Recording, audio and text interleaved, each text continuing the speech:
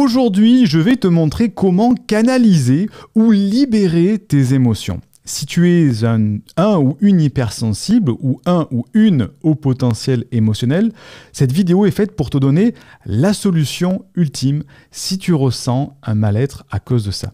L'objectif que je voudrais que tu te fixes, c'est de te reconnecter à tes véritables émotions sans les laisser te submerger pour pouvoir enfin vivre épanoui, en équilibre avec toi-même.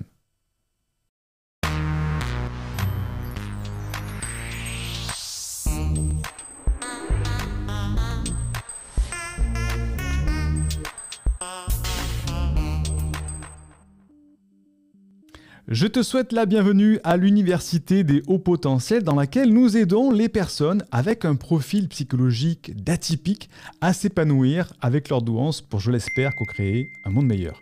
Tu sais que tu peux dès à présent télécharger une première formation offerte pour apprendre à canaliser ton haut potentiel et t'épanouir avec ta douance. Le lien se trouve en description de cette vidéo ou du podcast.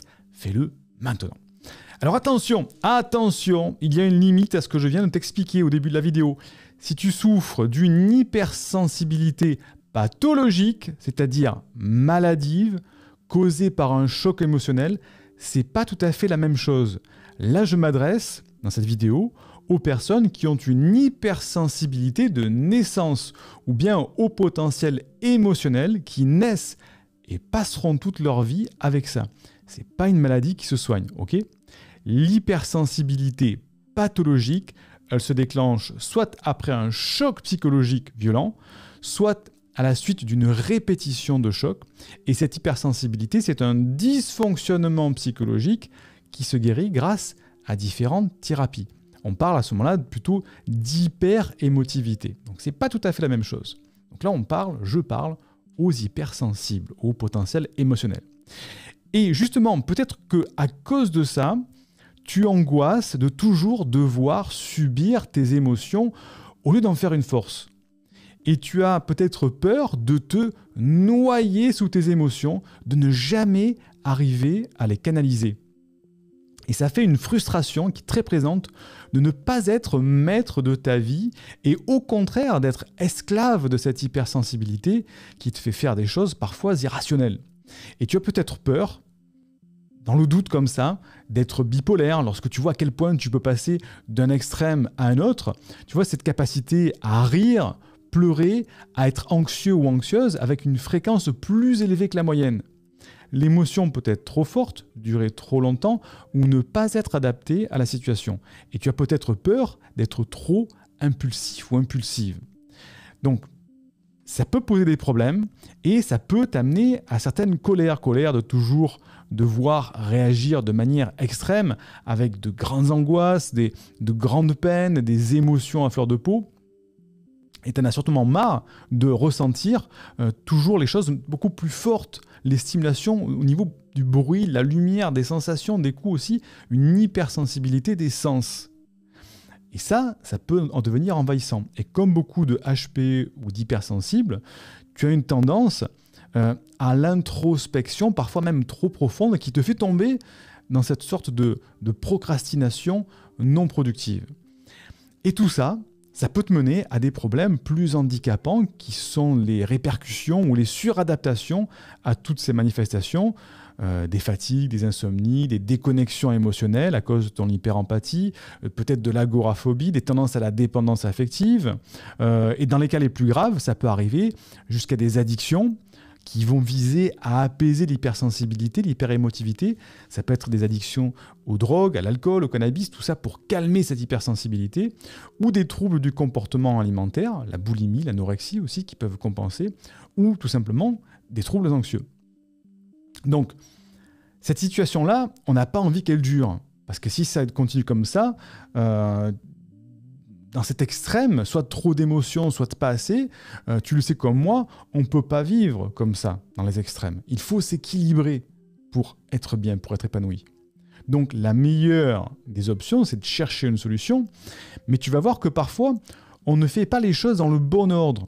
Et une fois que le diagnostic final est posé, qu'on sait qu'on est hypersensible ou qu'on a un haut potentiel émotionnel, on fait des erreurs avec la gestion de nos émotions. Et nos amis les psys utilisent parfois des thérapies inadaptées au HPE qui visent à intellectualiser, rationaliser les émotions, alors que le haut potentiel a déjà une trop grande intellectualisation. Donc on tombe dans les extrêmes. Donc si tu as vraiment ces problèmes-là, ce dont tu as besoin, c'est d'une méthode facile pour traverser sereinement les 4 étapes de l'équilibrage des émotions et des sensations. Ces 4 étapes, c'est se reconnecter, libérer, canaliser et employer de manière efficiente ses émotions, son hypersensibilité. Donc, se reconnecter, libérer, canaliser et employer de manière efficiente son hypersensibilité. 4 étapes comme ça. Donc, pour bien comprendre l'hypersensibilité, je vais faire l'analogie avec la rivière. Tu vois, c'est ce genre de rivière que tu as dans des zones agricoles. Tu as peut-être traversé ça quand tu étais en voiture ou en balade, en vélo. En tout cas, dans la région moi, où j'habite, une partie de l'année dans le sud de la France, on a des grands champs et il y a souvent des rivières pour irriguer ces zones agricoles. La rivière, elle représente le flux des émotions, le flux de la sensibilité. Une petite rivière, c'est sympa. On peut aller jouer dedans. Moi, des fois, je vais avec mes enfants, on va jouer, on barbote dedans, on peut la traverser pieds nus, on peut s'y baigner. Ça, c'est la sensibilité de monsieur et madame tout le monde. C'est une petite rivière sympa. L'hypersensibilité, c'est différent. La gentille rivière se transforme en fleuve. Et un fleuve, c'est moins sympa. On peut s'y noyer, il y a des tourbillons, des courants qui peuvent te plaquer au fond. On ne peut pas traverser le fleuve, on ne peut pas s'y baigner parce qu'il y a trop de courants. Et surtout, le fleuve, il emporte tout sur son passage. Donc, c'est pas du tout la même histoire. Les erreurs par rapport à ça. Libérer les émotions de manière trop brutale ou trop intense ou inappropriée. Eh bien, c'est l'erreur. Comme si le fleuve partait trop fort.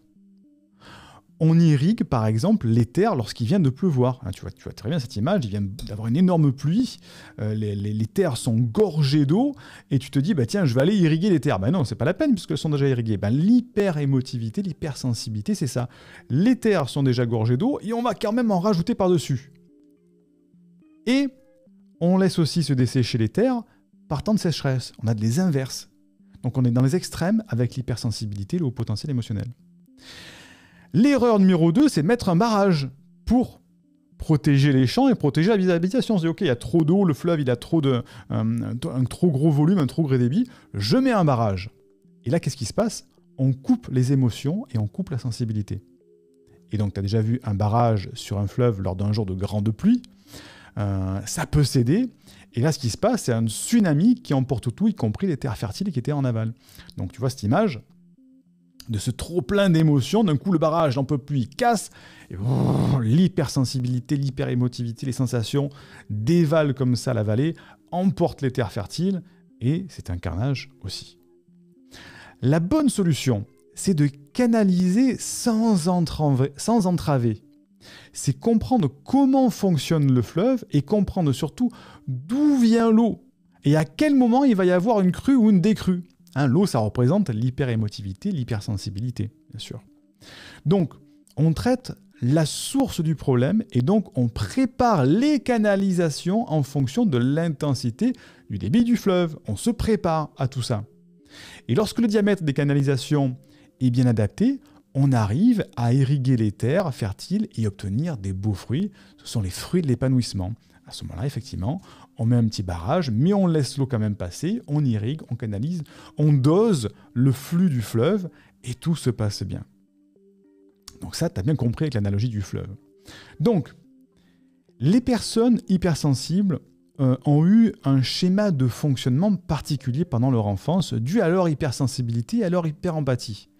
Ce sont des enfants, et c'était peut-être ton cas aussi, qui s'efforçaient de plaire à leurs parents, de plaire aux autres au détriment de leurs propres désirs, avec une grande sensibilité à leur jugement. Et leur hypersensibilité, ton hypersensibilité, la mienne aussi, les poussait surtout à passer du temps avec leurs parents plutôt qu'en compagnie d'autres enfants. Donc ça, c'est une problématique. Tout d'abord, il faut éliminer la cause physiologique, organique d'une hypersensibilité. Ça, on en a parlé tout à l'heure. Donc, l'idée, c'est que il y a une origine dans ton enfance à la suradaptation. Il faut mettre de côté tout ce qui est hypersensibilité pathologique, maladive.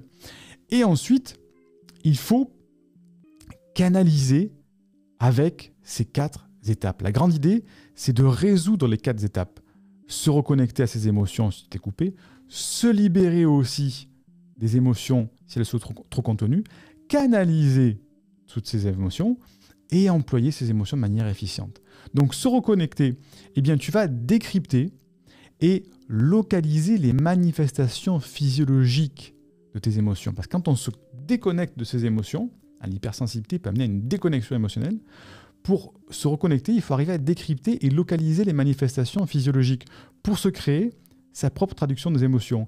Par exemple, ça peut être un frisson, ça peut être une douleur, une sensation, et notre corps, notre physiologie va nous réapprendre ce que sont les émotions, parce que notre corps va nous aider à décrypter les émotions. Donc pour se reconnecter, il faut se reconnecter à sa physiologie. Là, je te fais vite, rapidement, pour comprendre le principe. Je ne peux pas aller comme ça dans une vidéo trop rapide, trop profondément. Deuxièmement, libérer les émotions lorsque tu en as besoin, sans les contenir. Pour ça, il faut bien identifier les émotions, déterminer en quelque sorte d'où vient l'eau du fleuve, et ouvrir et fermer les vannes du barrage sans l'obliger à contenir plus d'eau qu'il ne peut le faire avant de céder. Ça, c'est libérer les émotions quand tu en as besoin, au lieu de les contenir, de les rendre garde-fond de toi, de ne pas parler, de ne pas dialoguer. Canaliser les émotions, c'est quoi? C'est par la méditation de pleine conscience, par exemple, par la cohérence cardiaque, un exercice de respiration, par avoir une trousse de secours en cas d'urgence émotionnelle, comme par exemple l'EFT, l'Emotional Freedom Technique. Ça, ce sont des outils qui vont te permettre de canaliser les émotions où tu en as besoin. Et il faut entraîner ton cerveau à faire ça. La méditation de pleine conscience, c'est pour entraîner ton cerveau à se calmer, la cohérence cardiaque aussi, et revenir à une gestion de tes émotions, une canalisation de tes émotions. Et dernière étape, employer ces émotions de manière efficiente, c'est utiliser la bonne communication pour ne pas t'auto-infliger des pics émotionnels. Et pour ça, on va utiliser par exemple la CNV, la communication non violente, qui te permet de dialoguer avec les autres, mais aussi avec toi-même, de manière tout à fait efficiente, d'avoir les bons mots par rapport à tes émotions. Et grâce à ça, déjà, on avance. Donc maintenant que tu as appris la grande idée, les 4 étapes, mais que tu ne sais pas comment l'appliquer, si tu le fais tout seul, le risque c'est que tu y passes beaucoup de temps, que ça te prenne beaucoup d'énergie, et c'est peut-être même un petit peu risqué de le faire tout seul parce que gérer ses émotions, ça a quand même un impact. C'est la raison pour laquelle on a créé, nous, au niveau de l'Université de Haut Potentiel, une formation qui s'appelle « Canalise tes émotions pour t'épanouir avec ton hypersensibilité », qui va te prendre par la main de A à Z pour t'apprendre à canaliser et libérer tes émotions et t'épanouir pleinement. Donc, cette formation, elle est disponible au sein de l'Université au Potentiel, et le premier résultat immédiat physique que tu vas avoir, même s'il est petit, c'est d'arriver à canaliser cette hypersensibilité. Et à terme, une fois que tu auras consommé tout le contenu de la formation, tu deviendras autonome dans la gestion de cette hypersensibilité, et surtout, tu vas utiliser ce potentiel à ton avantage. Tu vas transformer ça en don, cette hypersensibilité. Mais ça demande d'être ouvert d'esprit, ça demande de suivre la formation vraiment de A à Z, mais n'importe quel haut potentiel hypersensible, ou HPE, peut arriver à s'épanouir avec son hypersensibilité, parce qu'il suffit de respecter ces 4 étapes que je viens de t'expliquer. Tout simplement. Les 4 étapes à savoir. Donc, dans cette formation, qu'est-ce qu'on va faire? Donc, tu as un lien qui est sous la vidéo ou sous le podcast, si tu écoutes au format audio, qui va t'expliquer tout le contenu de la formation. Mais je t'en dis déjà quelques mots parce que ça peut t'aider vraiment à canaliser tes émotions. Si tu ne veux pas suivre la formation, c'est pas grave, ça va te donner des idées. Donc, premièrement, on va voir pourquoi c'est très important pour toi de libérer tes émotions. On va parler de contention des émotions, de se couper des émotions, et ça, c'est important de savoir. Ensuite, on va voir la raison pour laquelle certains hauts potentiels en arrivent à la déconnexion émotionnelle, et donc comprendre ce qui t'arrive si c'est ton cas. Parce que dans les cas extrêmes, on se coupe des émotions, et ça peut être très violent de se couper ses émotions. On va voir aussi l'histoire inspirante d'un haut potentiel qui avait déconnecté ses émotions et comment il a fait pour se reconnecter à elles. Tu vas pouvoir le prendre comme modèle et donc valider que toi aussi tu peux arriver à te reconnecter à tes émotions. On va voir aussi les 2 mauvaises solutions pour se reconnecter se recentrer émotionnellement que tu dois absolument éviter, c'est même dangereux. Dans le cas d'un haut potentiel de l'hypersensible, il y a des solutions qu'il ne faut pas utiliser, on va voir ça. On va voir la méthode de l'irrigation émotionnelle, pas à pas, pour te reconnecter à tes émotions et te sentir apaisé, libéré. C'est la méthode en 4 étapes que je t'ai expliqué. On va voir aussi des exercices simples, pratiques, à faire chez toi régulièrement pour te faciliter cette reconnexion émotionnelle. Il y a une formation, dans la formation, c'est une formation intégrée sur la communication non violente pour transformer les conflits en occasion de communiquer sans s'accuser. Tu vas te sentir apaisé, tes émotions ne feront plus le yo-yo dans les discussions que tu peux avoir, parce que l'hyper-émotivité, l'hypersensibilité peut amener à des discussions un petit peu houleuses parfois. Donc c'est pour ça qu'il faut utiliser la CNV pour mettre les bons mots sur tes émotions. Bien sûr, on va voir ensemble la trousse de secours des émotions trop violentes. On va voir l'EMT, l'Emotional Freedom Technique, pour te libérer des émotions. C'est une technique psychocorporelle de gestion du stress. Ça a été testé et prouvé sur les victimes des attentats du Bataclan, par exemple. Et avec ça, tu pourras définitivement canaliser tes émotions et surtout résoudre des ancrages émotionnels du passé. Et on va voir aussi, bien sûr, les exercices que j'appelle les gammes du haut potentiel, si tu ne les fais pas encore. La méditation guidée, avec un enregistrement professionnel d'exercices de méditation guidée qu'on fera ensemble, la cohérence cardiaque, comment bien la pratiquer, la respiration de feu avec une approche physiologique beaucoup plus précise que ce qu'on peut faire d'habitude. Et ça, ce sont les exercices de la gamme de haut potentiel pour canaliser ton esprit, canaliser tes émotions. C'est super important. Donc, la formation est un tarif spécial pour cette semaine de Pâques, parce qu'au moment où je tourne la vidéo, c'est Pâques. Attention, la réduction sera retirée lundi soir prochain à minuit. Donc, c'est le moment d'en profiter si vraiment tu as des problèmes liés à l'hypersensibilité, aux problèmes émotionnels que peuvent rencontrer les hauts potentiels émotionnels, parce que ça sera jusqu'à lundi soir prochain qu'on met ce tarif spécial de Pâques. Voilà. Une fois que tu as suivi cette formation, imagine que ces problèmes liés à cette hypersensibilité soient terminés. Tu vois, tu avais ces problèmes que je t'ai énoncés au début, gestion des émotions, sensation de différence, mal-être intérieur, déconnexion émotionnelle, au contraire submergé par tes émotions. Et imagine ce que tu vas ressentir une fois que tout ça sera canalisé, apaisé. Tu vas pouvoir devenir une personne totalement différente, d'un côté positif, je veux dire. C'est-à-dire beaucoup plus serein, beaucoup plus sereine, beaucoup plus maître de ce que tu fais, de ce que tu expliques, de ce que tu ressens. Tu vas pouvoir peut-être faire des choses que tu t'interdisais de faire jusqu'à aujourd'hui. Tu vas peut-être pouvoir avoir une vie ou une relation ou une communication différente par rapport à cette canalisation des émotions. Et tu vas surtout prendre beaucoup plus de plaisir avec toi-même, avec ta capacité, ton hypersensibilité, ton hyper-empathie, qui peuvent devenir des forces. Donc la formation, c'est une formation bien sûr au format vidéo, elle est dans ton espace membre, tu y as accès 24 heures sur 24, 7 jours sur 7, tu y as accès à vie avec toutes les mises à jour qui sont disponibles. Et bien sûr, comme à chaque fois, on a une garantie de 30 jours 100% satisfait ou remboursé, c'est-à-dire que si la formation ne te convient pas, c'est pas grave, tu nous envoies un mail et on te rembourse. Donc on prend vraiment tous les risques, comme ça au moins tu vois si ça te plaît, et si ça te plaît pas, tu te fais rembourser tout simplement. Et il y a des personnes qui me disent souvent dans les formations, Siegfried, franchement, c'est intéressant tout ça, mais est-ce que tu peux pas me donner accès gratuitement à la formation? Mais imagine combien coûte une véritable thérapie. Le nombre de séances qu'il faut faire, le nombre de déplacements qu'il faut faire. Donc c'est pour ça que cet accompagnement, il ne coûte pas grand-chose en fait. Ça coûte quasiment rien par rapport à ce que tu pourrais faire dans un cabinet avec des heures de thérapie, assis à parler. Là, je te donne vraiment le côté pragmatique, rapide, efficace, qu'on peut mettre en application tout de suite. Donc le lien se trouve sous la vidéo ou en description si tu écoutes ça au format podcast, parce que je sais qu'il y a de nombreuses personnes qui écoutent au format podcast. Et je te rappelle que le tarif spécial Pâques n'est disponible que jusqu'à lundi soir prochain. Après, ça repassera au tarif public qui est bien au-dessus. Donc voilà, je te dis que c'est le moment si tu as envie. Donc n'oublie pas de mettre un like pour remercier le travail de cette vidéo qui est offerte. Et puis sinon, je te dis à très vite pour une prochaine vidéo. Bye bye.